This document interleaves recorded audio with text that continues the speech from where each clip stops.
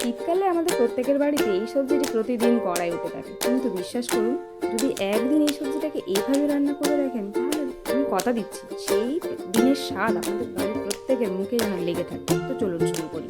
এর জন্য একটি বড় পাত্রতে আমি প্রথম থেকেই 2 গ্লাস জল আর ফুলকপিগুলো দিয়ে 1 চামচ লবণ দিয়ে 10 মিনিট ভিজিয়ে রাখবো। এবার আমি নুন আর হলুদ মাখিয়ে ভালো করে মিক্স করে নিয়ে কড়াইতে একটা তেল গরম করে মোটামুটি আদা ভাজা করে তুলে নেব।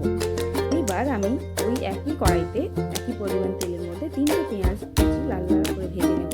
তার সঙ্গে দিয়ে দেবো টমেটো আর কাঁচা লঙ্কা কুচি।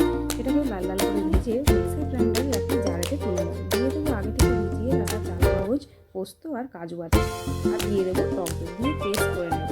এবার আমি কড়াইতে তেল ফোড়ন দিয়ে আদা রসুনের পেস্ট দিয়ে মোটামুটি ভালো করে ভেজে নেব।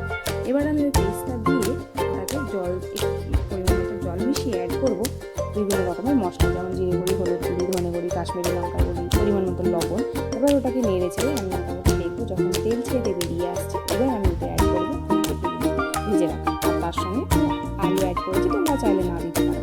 এবার আমি 5 মিনিট কষিয়ে নিয়ে পরিমাণ মতো জল দিয়ে আমি শেষে এটাকে ফিনিশ করবো গরম মশলা দিয়ে। চলো তোমরাও এরকম বাড়িতে ট্রাই করে দেখো, কত সুন্দর একদম মশলাদার একটা ফুলকপি রোস্ট তৈরি হয়েছে। তোমরা তাড়াতাড়ি ট্রাই করে আমাকে জানো কেমন হলো। টাটা।